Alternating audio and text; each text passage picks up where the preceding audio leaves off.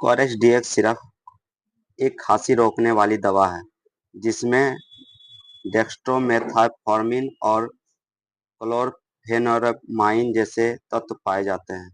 यह सिरप सूखी और लगातार खांसी को कम करने में मदद करता है। इसके उपयोग से गले की खुजली, एलर्जी और छींक जैसी समस्याओं से भी राहत मिल सकती है।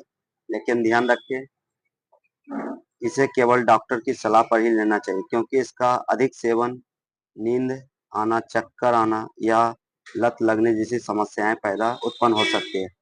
हमेशा डॉक्टर से परामर्श लेकर ही दवा का प्रयोग करें। धन्यवाद।